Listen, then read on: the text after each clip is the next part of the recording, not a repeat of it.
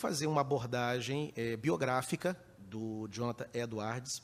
Vamos tentar nos aproximar da personagem, tentar conhecê-lo um pouco, né, desde a sua infância, sua formação familiar no primeiro momento, depois a formação acadêmica do Jonathan Edwards. Veremos o brilhantismo desse moço.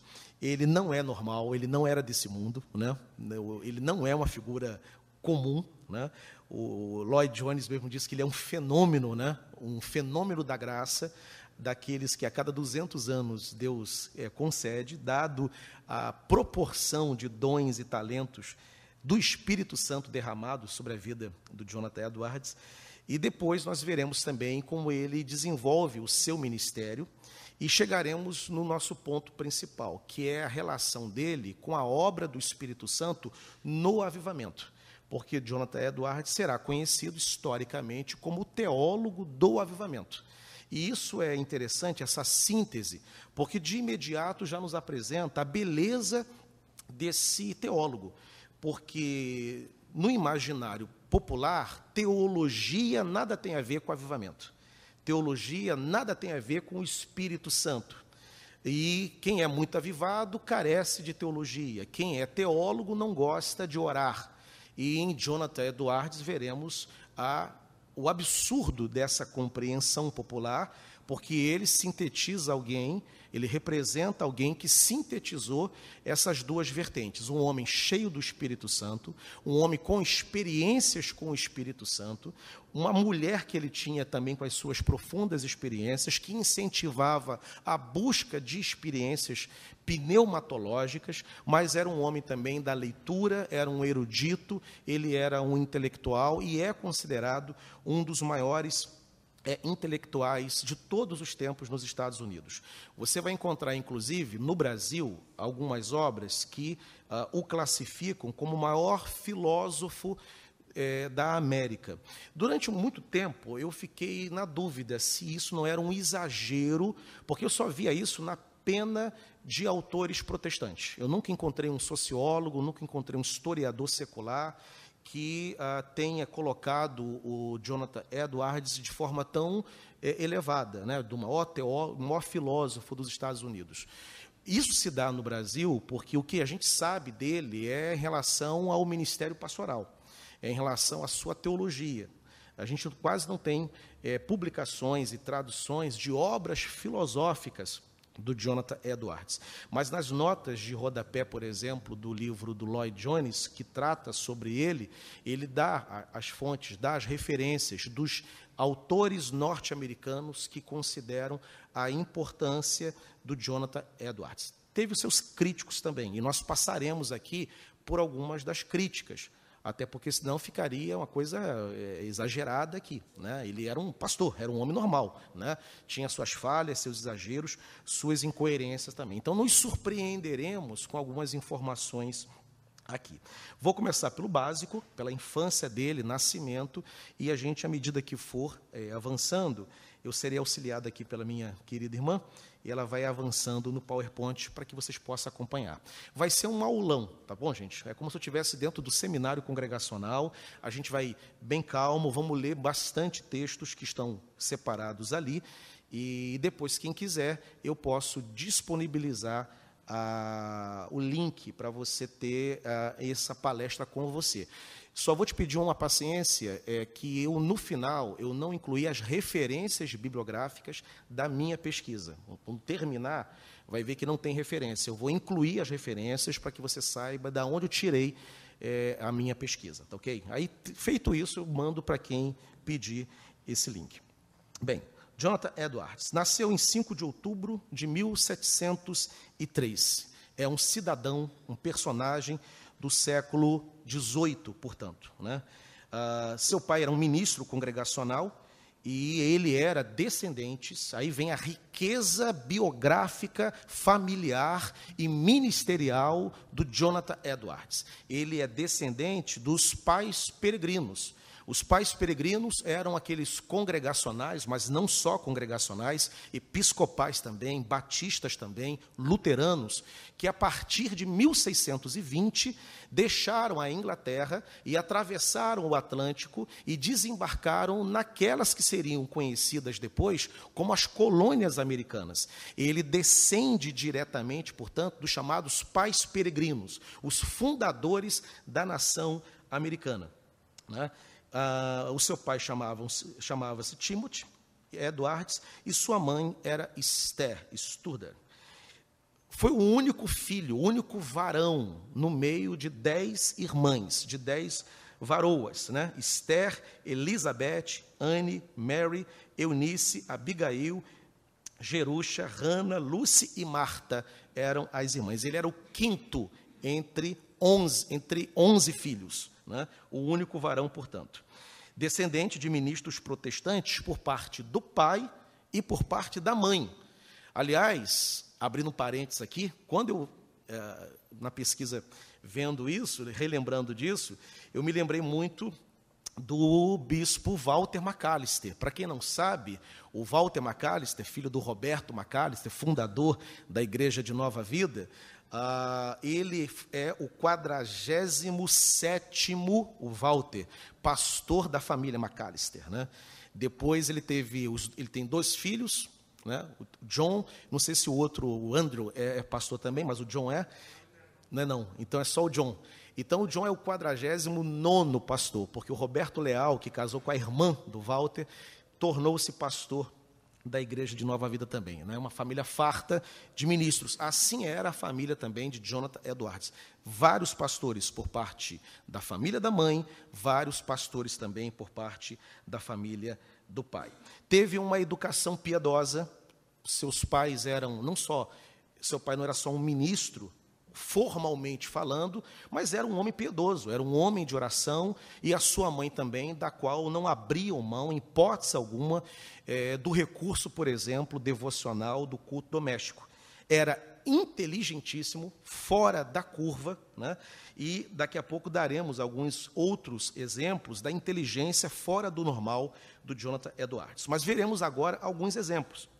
Aos 6 anos de idade, ele já lia latim, que é fundamental para os estudos de teologia e filosofia.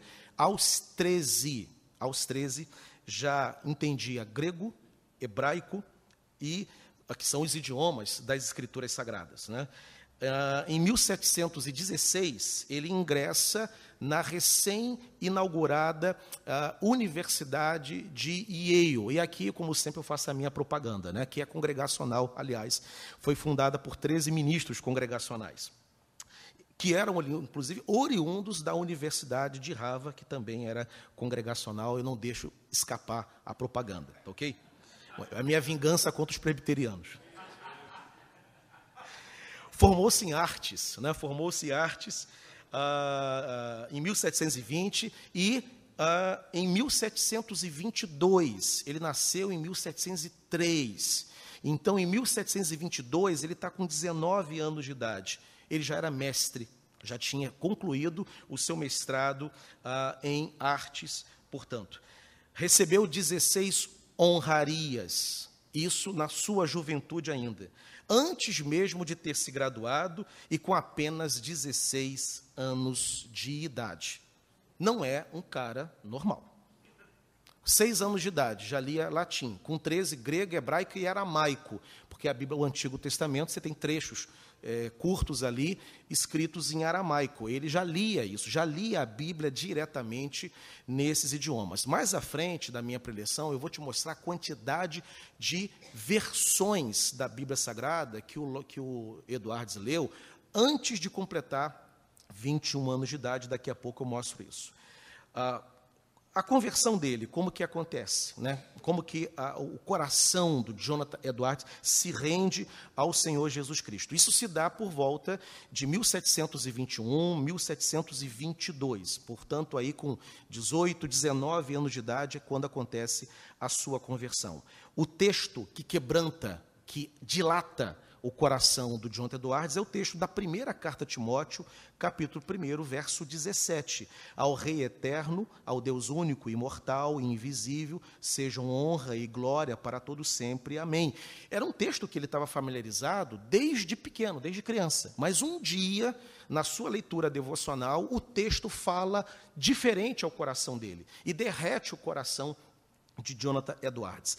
E ele, como era muito comum aos ministros da época, é uma chave comum à época, ele escrevia as suas experiências com Deus. Ele tinha o seu diário, e no seu diário ele contava, ele compartilhava, ele registrava do que lhe acontecera e até de projetos futuros que ele tinha. E a conversão, o relato da conversão, está devidamente narrado no seu diário, e é dessa maneira que Edwards escreve. Citando novamente aí o versículo de 1 Timóteo 1,17, ele vai dizer: na medida em que eu li as palavras, veio em minha alma como se estivesse derramado por toda ela um senso de glória do ser divino. Um novo senso, muito diferente de qualquer coisa que eu tenha experimentado antes. Nunca outras palavras da Bíblia pareceram iguais a estas palavras. Eu pensei comigo mesmo: quão excelente aquele ser era, e quão feliz eu deveria ser se eu pudesse desfrutar daquele Deus e ser levado para Deus no céu e ser de fato envolvido por Ele. Eu continuei dizendo e de fato cantando estas palavras da Bíblia para mim mesmo. Eu fui orar a Deus para que eu pudesse desfrutá-lo, e orei de uma maneira realmente diferente daquela que costumava fazer, com um novo tipo de afeição. Presta muita atenção nessa palavra que Edwards vai empregar aqui, porque ela será uma palavra-chave em toda a vida ministerial do Jonathan Edwards. É o que hoje chamaríamos de emoção. Ele emprega com muita frequência essa palavra afeição, né? Mas nunca veio ao meu pensamento que aquilo era algo espiritual ou de uma maneira salvadora. A partir daquele momento, eu comecei a ter um novo tipo de compreensão e ideias a respeito de Cristo e da obra da redenção e do glorioso caminho da salvação através dele. Eu tive um doce senso interior destas coisas. A conversão de Jonathan Edwards. Lendo esse verso, numa manhã como outra qualquer, ele tem, portanto, o seu despertamento, o convencimento do Espírito Santo de quem Cristo era, portanto, o seu Salvador. Em 1727, com 24 anos, e a sua namorada, noiva, Sara, com 17, eles, então, se casam, né? E detalhe, ela será fundamental também na vida ministerial de Jonathan Edwards. Ela também era uma cristã piedosa, a Sara, filha de ministro, aliás, o pastor mais importante da região, o reverendo Solomon, que era o pai dela, durante quase 50 anos, pastoreou a igreja que depois o filho, o genro, o Jonathan, pastorearia, e ele também fica muito impressionado com a piedade da sua noiva, com o compromisso que ela tinha. E ele descreve a Sara dessa seguinte maneira: ela possuía uma estranha doçura, que é uma outra palavra, aliás, doce, muito empregada nos textos de Jonathan Edwards. Ela possuía uma estranha doçura em sua mente e singular pureza em suas afeições. E é por demais reta e consciente em toda a sua conduta. E você não pode persuadi-la a fazer algo errado ou pecaminoso. Ela é de maravilhosa doçura e de uma mental benevolência universal.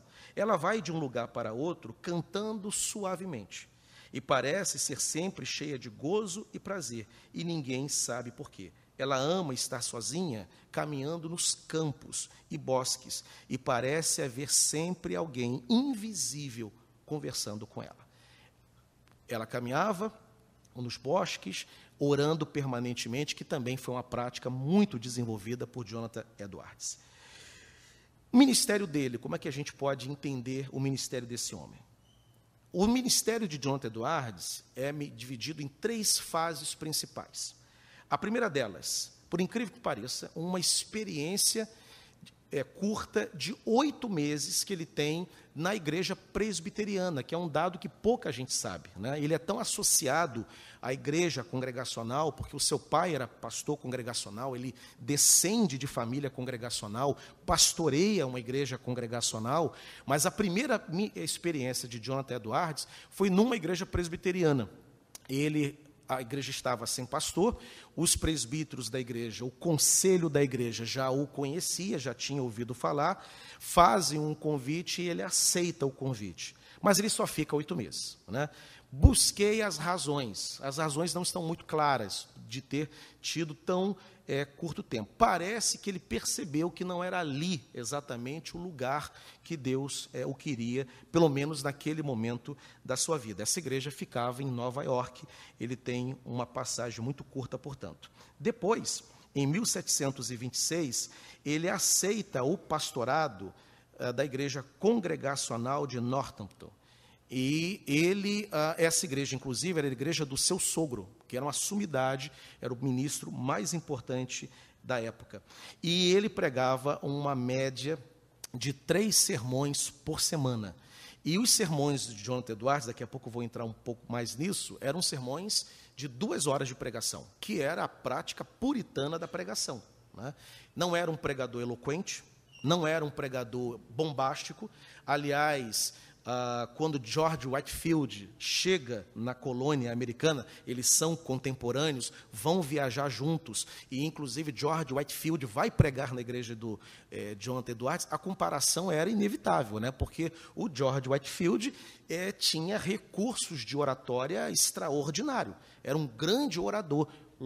Jonathan Edwards não era um orador carismático, era inteligentíssimo, muito arguto, de grande capacidade argumentativa, mas ele não segurava a plateia, ele não tinha um dom como o George Whitefield, que era referência da pregação explosiva da época, mas pregava 3 sermões por semana, sermões de 2 horas e 40 minutos na média, e ninguém saía antes do término do sermão, né? Então, a gente tem aí uma boa base para um sermão de 1 hora na igreja, sermão de 1h30, sermão de 2 horas, né? Bem, depois ele vai para Stockbridge, Massachusetts, onde trabalhou como pastor, aí já no final do ministério dele, como pastor dos colonos, e foi um missionário entre os índios. É interessante essa fase última do Jonathan Edwards, porque o término do seu pastorado em Northampton não foi legal, não foi tranquilo. Ele foi praticamente, com perdão da expressão, escorraçado da igreja, por incrível que pareça. Ele foi praticamente expulso da igreja, o Jonathan Edwards. Houve um plebiscito. Quem é congregacional sabe do plebiscito. Então, trauma de plebiscito congregacionais vem de longa data, né? Ele foi submetido a um plebiscito depois de 20 anos de ministério. 20. A igreja já o conhecia, quantidade imensa de convertidos que entraram na igreja daquele homem, a quantidade imensa de pessoas batizadas por ele, de famílias ajudadas, aconselhadas por ele, de jovens que se casaram, de crianças, inclusive, que foram batizadas e tal, e visitadas nas horas de dor e de sepultamentos celebrados com as famílias enlutadas, apesar de um rico histórico e de uma igreja que cresceu muito sob o ministério dele. Depois de 20 anos de pastorado, ele entra naquilo que os nossos adolescentes e jovens chamam de treta. Ele tretou com a membresia. E qual foi a treta do Jonathan Edwards? Uma só. A igreja dele, desde o seu sogro, que, como eu disse, pastoreou a igreja por 50 anos, e um pastorado de 50 anos deixa um legado muito forte, e ele teve que lidar com esse legado muito forte do seu sogro. Uma das práticas do antigo pastor era permitir que na celebração da ceia, até pessoas que não tinham feito profissão pública da sua fé, que não tinham dado demonstrações de arrependimento e de conversão, participassem da ceia. Toda pessoa presente na igreja, crente ou não, participava da ceia. Jonathan Edwards, pelo que parece, nos primeiros anos, ele engoliu isso, ele tolerou isso, mas chegou no momento que ele resolveu, não, calma aí, ceia, pão, vinho, celebração, comunhão, é para crente. É para quem deu demonstrações de que se converteu. É para quem pediu batismo. É para quem reconhece a formosura do Senhor Jesus e anda nas veredas do Senhor Jesus. Algo assim, tão básico, tão elementar, tão basilar, por incrível que pareça, a igreja se levantou contra esse homem. E exigiu que ele aceitasse incrédulos ou duvidosos, ou simpatizantes, ou interessados, também celebrando a ceia do Senhor. Ele disse, não vou aceitar mais isso. Mas o senhor aceitou 20 anos. Sim, estava errado. Agora eu não vou aceitar mais. Promover um plebiscito. E no plebiscito, pena que eu esqueci de colocar o resultado do plebiscito, mas eu sei de cabeça, 230 votos contrários a ele. Pastor, a porta da rua é a serventia da casa. Votos favoráveis para que ele permanecesse, 23. 10% apenas de votos favoráveis. Quando eu li isso, reverendo Davidson, reverendo Jaci e outros congregacionais, eu tive quase que uma libertação, uma catarse. Se o Jonathan Edwards passou por isso, imaginemos então nós, Luiz Pires. Imagina a gente. Se o grande Jonathan Edwards passou por uma situação dessa, de crise, e uma crise onde ele está certo, onde ele está tentando levar a igreja a entender que participação na mesa é para quem é crente, para quem é servo de Deus. A igreja não entendeu e o colocou completamente para fora. Como que era o contexto dessa igreja? O contexto do exercício do pastoreio de Jonathan na sua igreja. Eu coloquei aqui um texto para a gente poder acompanhar. A maior parte, isso aqui é uma descrição dele, ele vai descrever a igreja dele no início do seu pastoreio. A maior parte parecia estar insensível. Naquela época, para com a religião... a maior parte parecia estar insensível, naquela época, para com a religião, e preocupada em outros cuidados e projetos. Logo depois da morte do meu avô, a época parecia ser de extrema indiferença para com a religião. Estou falando aqui sogro é a igreja do avô que ele assume, né? A licenciosidade, por alguns anos, prevaleceu entre a juventude da cidade. Vários deles gostavam muito de andar à noite, frequentar taverna, praticavam coisas impuras, nas quais alguns, por seu exemplo, corrompiam excessivamente aos outros. Era costume, com frequência, se ajuntarem para reuniões de ambos os sexos, para brincadeiras e gargalhadas, que eles chamavam de diversão. E eles, muitas vezes, gastavam a maior parte das noites nessas brincadeiras, sem se preocupar com alguma ordem nas famílias às quais pertenciam. E, de fato, o governo familiar falhou muito na cidade. Tornou-se muito comum para muitos dos nossos jovens serem indecentes nas suas carruagens ao ir para a reunião, o que teria prevalecido se meu avô, mesmo na sua cidade, ainda que tenha retido os seus poderes até o fim, não tivesse sido capaz de observá-los. Ele está descrevendo aqui a igreja no início do seu pastorado, antes do avivamento chegar.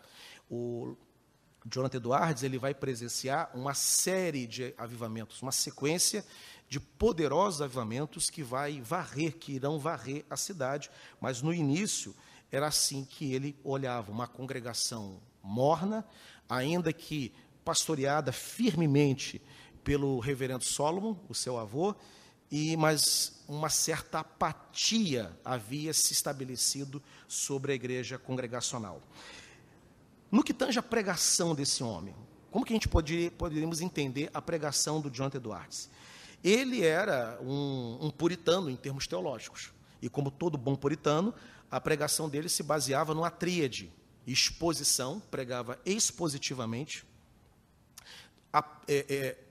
demonstração doutrinária do texto, expôs o texto, leu, expõe, descobre a doutrina e apresenta a doutrina do texto para a congregação e, em seguida, faz aplicação sobre a vida dos seus ouvintes. Esse era o método de abordagem da prédica de Jonathan Edwards.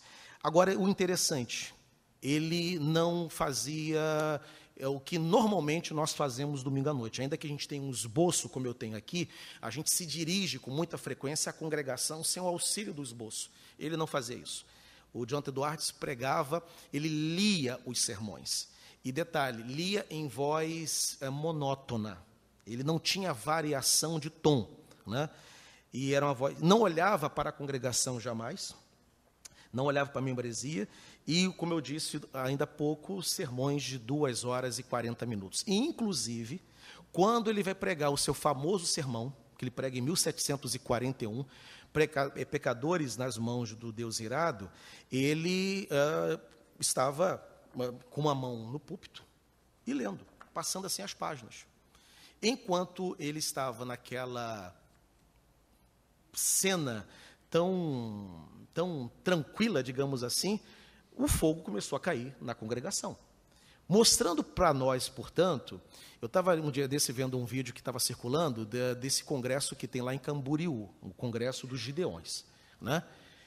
Ninguém precisa tentar atacar fogo na congregação, por meio da voz, aumentando o tom, né? Nada disso. O fogo cai. O Jonathan Edwards, ele lia os sermões em voz monótona, monocórdio, o tempo todo, né?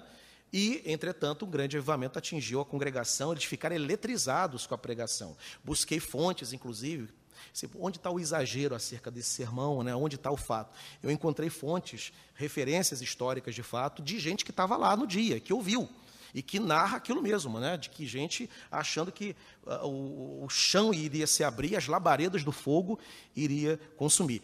Havia também críticas a esse sermão. Nem todo mundo gostou, não. Eu vou daqui a pouco chegar nele. Mas vamos entender algumas curiosidades do mais famoso sermão do Jonathan Edwards, né?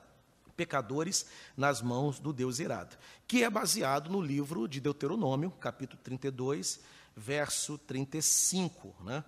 Quando fala de não se resvalar o pé.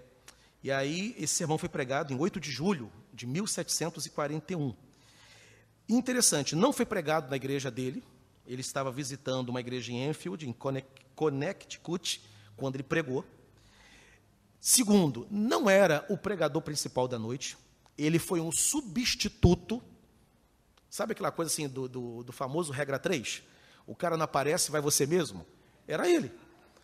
Assim, quem é que tem para pregar? Ah, tem um camarada aí, quem? Jonathan Edwards, bota aí para pregar. Foi mais ou menos assim. Né? Não era o convidado havia faltado, por alguma razão. E ele aparece na hora, assume o púlpito e vai pregar. Não é, e detalhe, não era um sermão novo. Pecadores nas mãos de Deus Irado, quando o avivamento é derramado por meio desse sermão, o Espírito Santo usando o sermão como instrumento para abrir os céus e derramar o Espírito, já tinha sido pregado antes, sem grande efeito na congregação. E ele prega pela segunda vez, e aí sim, na segunda vez, começa o avivamento ali naquela região. Interessante, enquanto a congregação reagia com gente com gritos, choro, gemidos, gente que se lançou no chão, como eu disse, procurei as referências para saber, porque na história, eu estudo história, a gente tem aquilo que é chamado de história e memória, né? Há uma distinção. História é o fato, né?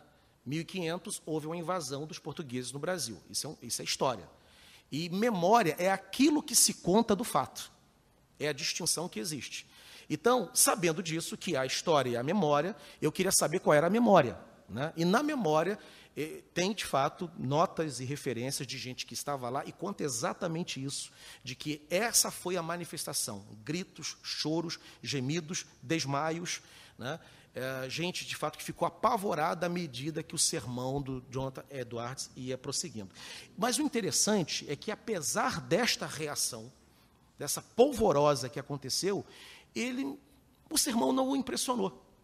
Ele que tinha um hábito diário de colocar anotações de tudo que ele fazia, de todas as suas pregações.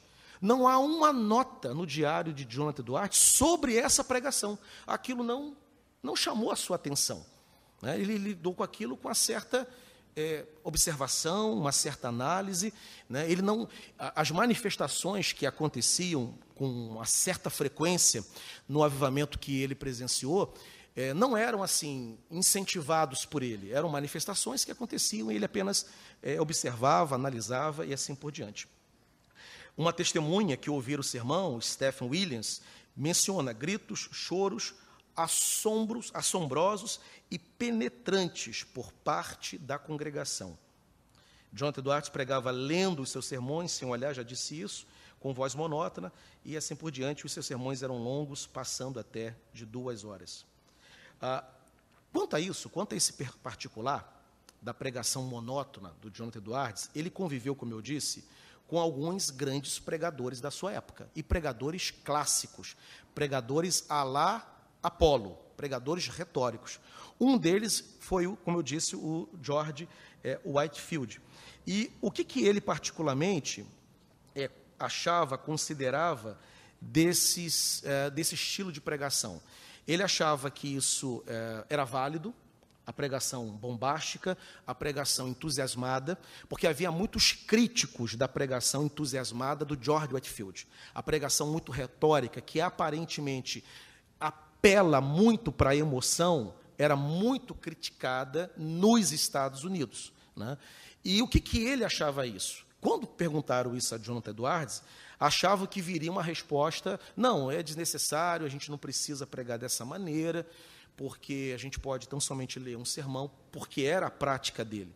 Entretanto, ele defende o George Whitefield, dizendo: não, há um elemento de emoção na espiritualidade.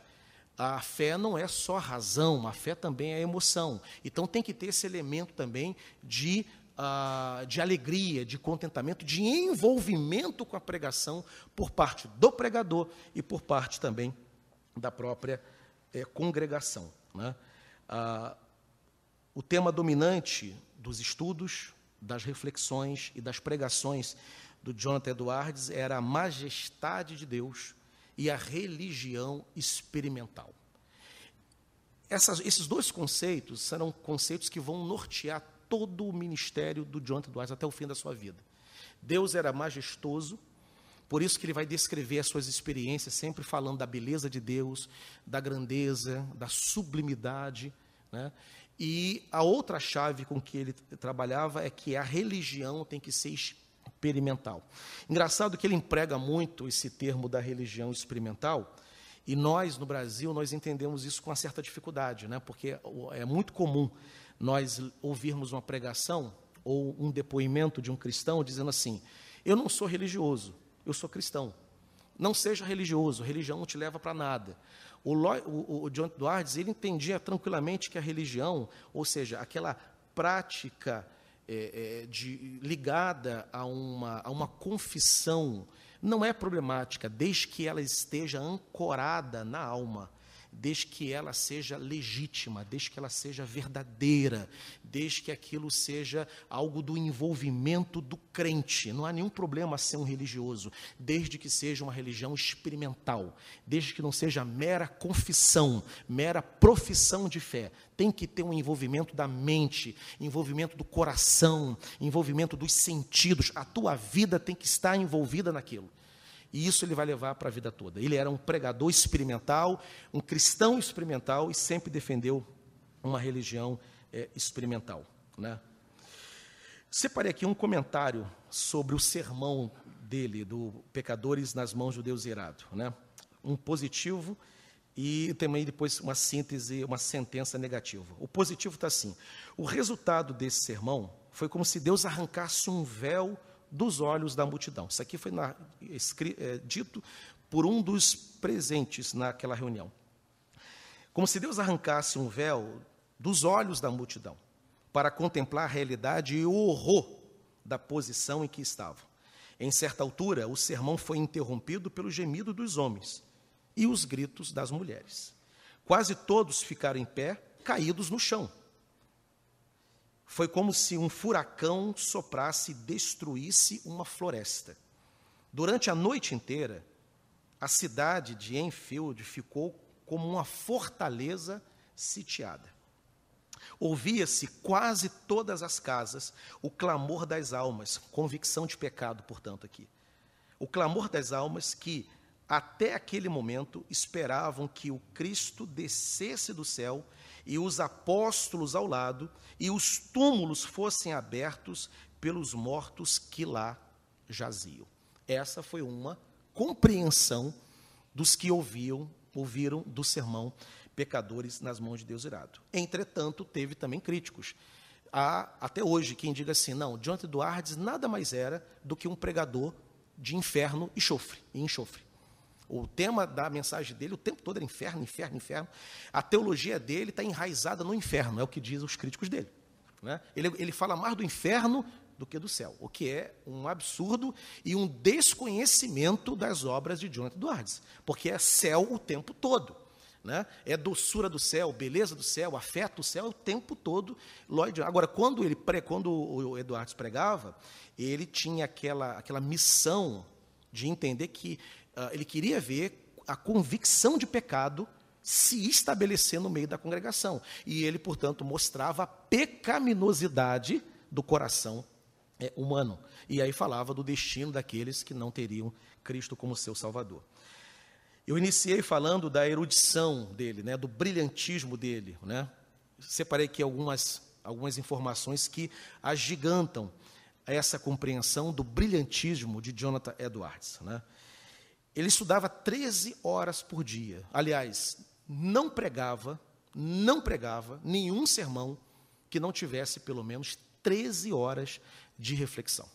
Se recusava. E detalhe, pregando 3 vezes na semana. 13 horas para pregar um, 13 horas para pregar outro, e mais 13 para pregar o seu terceiro sermão. E, ainda jovem, antes de completar 30 anos de idade, vamos dar uma olhada por onde passou a leitura de Jonathan Edwards. Por onde passaram os olhos desse moço que não tinha completado em 30 anos de idade. De livros religiosos, por exemplo, leu 33 versões da Bíblia Sagrada. 33. Leu 272 obras de teologia, antes dos 30 anos, hein? Isso aqui não é a vida dele toda, não. 272 obras de teologia. Leu 24 devocionais. Leu 17 obras gerais. 37 sermões que ele leu. Era muito comum imprimir sermões na época. De obras seculares, ele era também uma mente investigativa no campo da ciência, da filosofia, da biologia.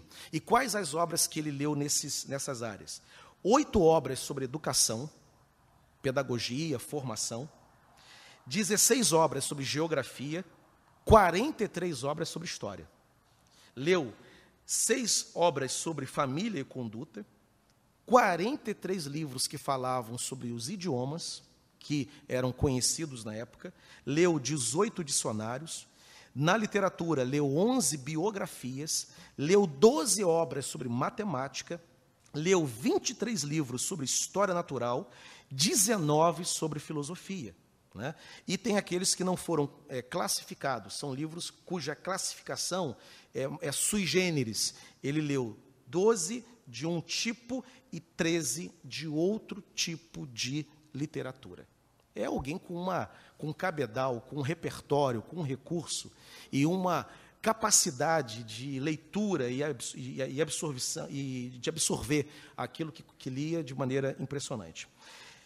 Apesar de tudo, a marca do ministério dele era o compromisso que ele tinha com Deus, com a vida reta e também com o ministério que Deus havia entregue a ele. Né? Por causa desse compromisso, ele firmou aquilo que a gente chama hoje, né, que ficou conhecido como as resoluções de Jonathan Edwards. Eram definições, eram compromissos de vida que ele tinha assumido para si, enquanto pai, enquanto marido e enquanto pastor. Algumas dessas resoluções soam quase como infantil, como juvenil, no bom sentido do termo, o que revela, além do gigantismo desse homem, um coração muito singelo, um coração muito puro, se manteve assim até o final da sua vida. Eu destaquei algumas dessas resoluções. Né? Ele coloca assim: resolvi que farei tudo aquilo que seja para a maior glória de Deus e para o meu próprio bem, proveito e agrado durante toda a minha vida. Resolvi que farei tudo o que senti ser o meu dever e que traga benefícios para a humanidade em geral, não importando quantas e quão grandes sejam as dificuldades que eu venha a enfrentar. Resolvi jamais desperdiçar um só momento de meu tempo. Pelo contrário, sempre buscarei formas como torná-lo mais proveitoso possível. Resolvi jamais fazer alguma coisa que eu não faria se eu soubesse que estava vivendo a última hora da minha vida. Resolvi jamais cansar de buscar pessoas que precisem do meu apoio e também da minha caridade.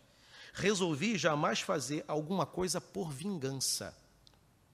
Resolvi manter vigilância constante sobre a alimentação e bebida. Gostava de uma cidra, inclusive. Gostava de vinho, gostava de cidra, né? Para ser sempre comedido. Resolvi jamais fazer alguma coisa que eu visse outra pessoa fazendo, achasse justo motivo para repreendê-la ou menosprezá-la. Resolvi estudar as Escrituras, tão firme, constante e frequentemente, até o ponto em que eu possa claramente perceber que eu estou continuamente crescendo no conhecimento da palavra de Deus. Resolvi esforçar-me ao máximo para que cada semana possa me elevar na religião e no exercício da graça, além do nível que eu estava na semana anterior. Resolvi que irei me perguntar ao final de cada dia, semana, mês, ano, como e onde eu poderia ter feito melhor. Resolvi frequentemente renovar a dedicação da minha vida a Deus. Resolvi frequentemente renovar a dedicação da minha vida a Deus, que foi feita no batismo e que foi solenemente renovada quando fui aceito na comunhão da igreja e que eu solenemente refaço neste dia 12 de janeiro de 1722. Ele levou a sério essas resoluções até o fim da sua vida. Ele anotou essas resoluções, inclusive nós temos publicações já no Brasil das resoluções de Jonathan Edwards. Chegamos assim no período do avivamento, 1734, que é quando ele presencia vários derramamentos do Espírito, que foi a grande marca do ministério dele, é o que destaca Jonathan Edwards, além dessas características da erudição, do brilhantismo acadêmico. O que vai destacá-lo para a história da igreja é o envolvimento dele nos grandes avivamentos, os quais ele presenciou. E o primeiro foi em 1734, que varreu a região onde ele pastoreava. Muita gente se converteu, a restauração de vidas, casais sendo restaurados, famílias sendo recuperadas, jovens deixando os vícios, foi, portanto, um dos maiores acontecimentos da América. Inclusive, na UF, nós temos um jovem que estaria aqui hoje de manhã, que é o Léo Cruz. O Léo, a monografia do Léo, a tese que ele pretende apresentar na faculdade e que ele pretende depois levar para o mestrado em História, é de que a nação americana precisava de um evento que pudesse unificar as colônias. Tem várias teses na área das ciências políticas, da sociologia, teses históricas que explicam qual foi o evento que unificou as colônias. O Léo trabalha com uma tese, né, que foi o avivamento de Jonathan Edwards, porque uniu a nação, uniu as colônias, né, deu àquelas colônias um sentimento de unidade que antes do grande avivamento ainda não tinha, de forma que é um acontecimento não só para a história da igreja. Se o Léo conseguir provar, é um acontecimento para a história da própria nação. Depois, o ápice do avivamento, 1740, é um outro grande avivamento que ele vai também presenciar. E vai observar e vai escrever muito sobre esses avivamentos. De forma que Jonathan Edwards, ele representa para nós a capacidade que todo ministro, todo teólogo e todo cristão tem que ter de unir uma mente iluminada com o coração aquecido. Ninguém na história da igreja representa melhor alguém que teve essa capacidade, né, de ser erudito, de buscar essa erudição, de não se envergonhar do conhecimento, de não desprezar a intelectualidade, mas manter um coração aquecido pelo poder do Espírito Santo. Isso ele manteve até o final da sua vida. Se pudéssemos destacar os livros que ele escreveu muito, eu destaquei aqui os principais. A obra dele é vasta, é extensa. Em 1722, ainda jovem, ele vai redigir as resoluções, que eu acabei de ler aqui, que é uma espécie de autoexame. As miscelâneas também e o diário fazem parte dessa época da sua vida, ele com 19, com 20, 21 anos. O diário dele é um diário intelectual, é uma produção intelectual que ele deixa, e escreveu isso por 35 anos, até o final da sua vida. Em 1739, ele escreve a sua narrativa pessoal, e nessa narrativa ele tem ali a sua infância compartilhada, o relacionamento com seu pai, as lutas que ele teve com o próprio pecado, ele tinha uma profunda convicção de pecado, e também a compreensão das doutrinas da graça, do calvinismo, da soberania de Deus e da predestinação. Né? Em 1736, ele vai escrever a surpreendente obra de Deus, que é um primeiro escrito sobre experiências religiosas no avivamento. Né? Em 1741, ele escreve Marcas Distintas da Obra do Espírito Santo. Em 1742, são alguns pensamentos sobre o reavivamento, o grande despertamento, até que chega 1746. Aí vem a obra mais importante no campo da teologia de Jonathan Edwards, que é o Tratado das Afeições Religiosas, que a Vida Nova lançou, tem aí acho que 2 ou 3 meses, é capaz que vocês encontrem aqui esse livro. É um marco. É impossível entender Jonathan Edwards sem ler essa obra, porque as afeições religiosas nada mais são do que a observação que ele faz dos acontecimentos na época do avivamento, e aí ele percebe quais são as marcas distintas do verdadeiro avivamento e aquilo que era pura emoção, desacompanhada de uma espiritualidade genuína. Tá? É uma obra importantíssima para que se entenda. Em 1739 vem as qualificações para a comunhão, motivo pelo qual ele teve lá a treta na igreja dele. Em 54, um livro importantíssimo no campo da filosofia, A Liberdade da Vontade, né, que é uma argumentação de que o ser humano é livre, sim, há liberdade no ser humano, sim, segundo Jonathan Edwards. Entretanto, em matéria de salvação, o homem não é livre, ele depende exclusivamente da soberania de Deus. Né? É um livro importante no campo da teologia e também no campo da filosofia. Depois, outras obras que ele vai escrever, né, sermões, biografias, também vai ter muitas cartas, correspondência pessoal, que vai ajudar a compor a compreensão dos seus textos. E, chegando na relação de Jonathan Edwards com os avivamentos, como é que ele pensava sobre a obra de Deus gerada, produzida, numa época de avivamento? Porque essa é, na verdade, uma grande preocupação que ele vai ter.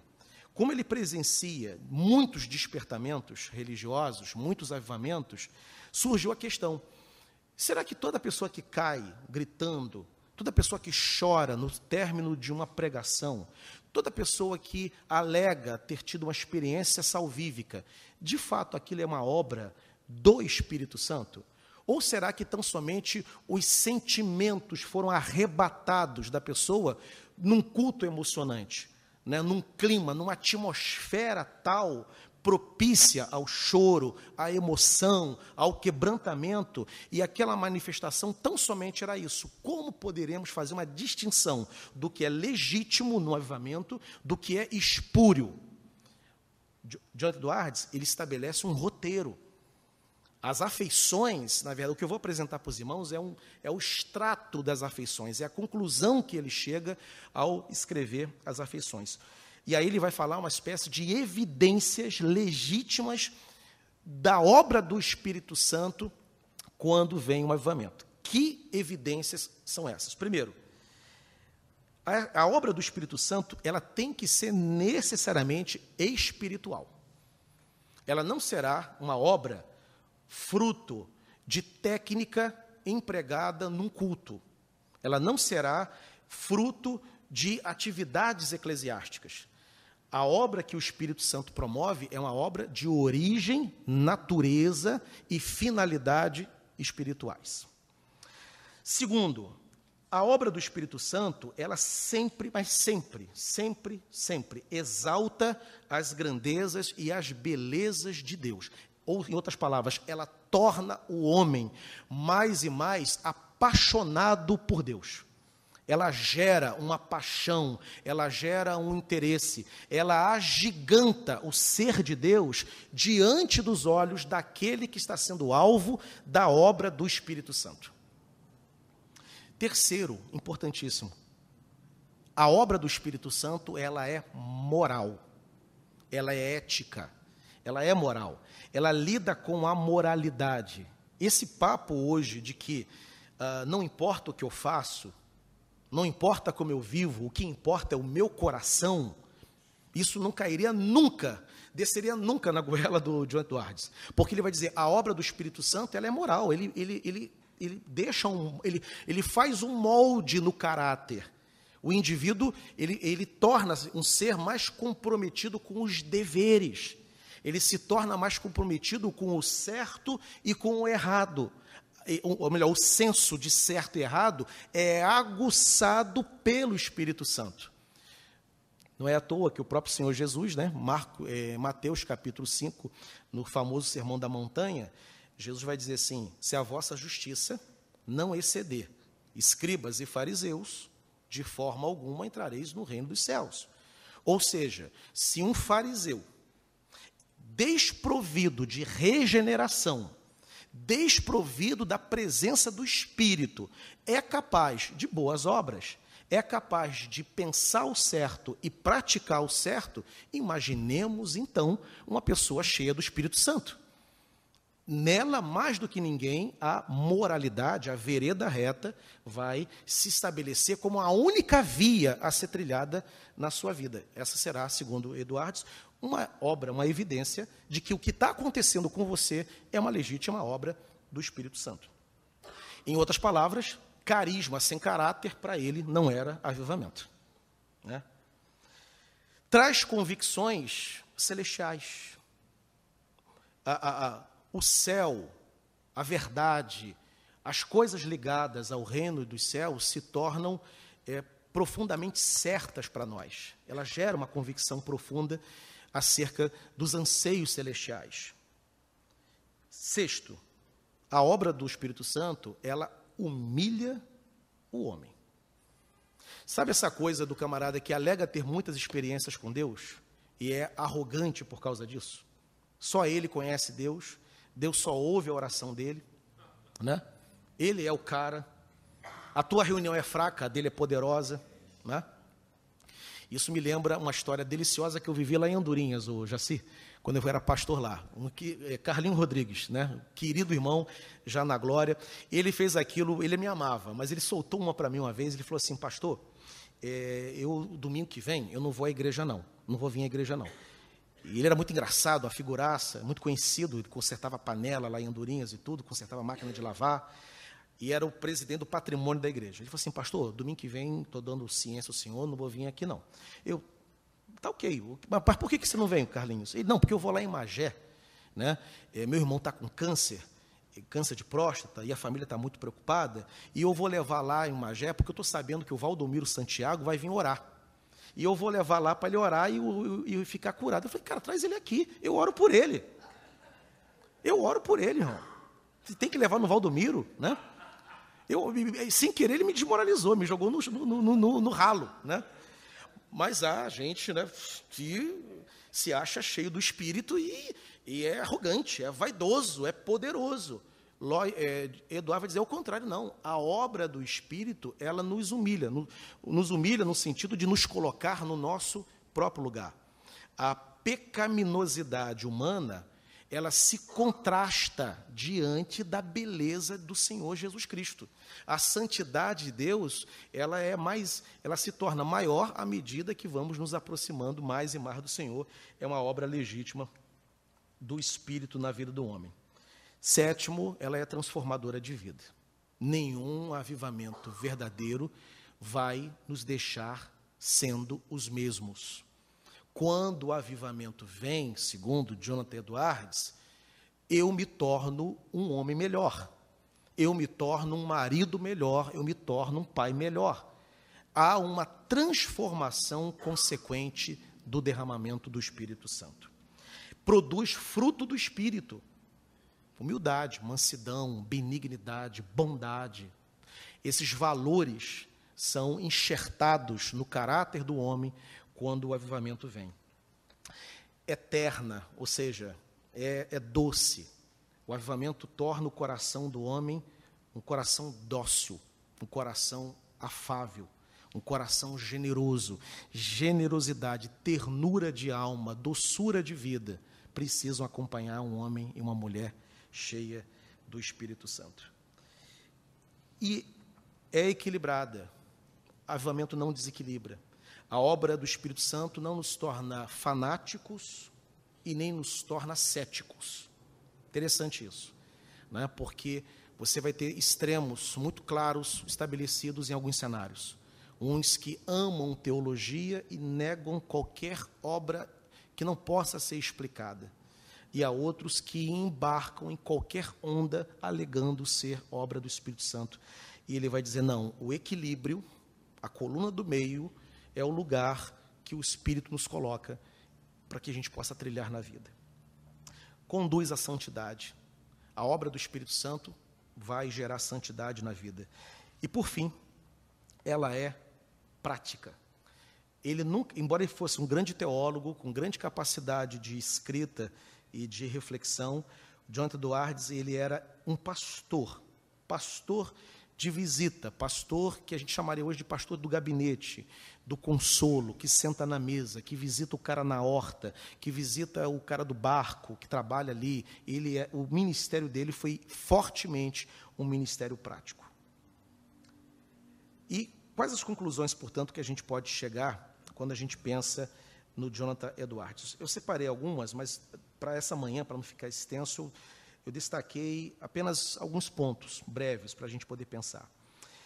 Jonathan Edwards, para mim, ele é um modelo, né, de que é completamente possível, perfeitamente possível, a gente conciliar o equilíbrio entre mente esclarecida e o coração, mente esclarecida e o coração em chamas. Foi o tema aqui da primeira semana teológica, né? Luz na mente e fogo no coração. Ele é a síntese.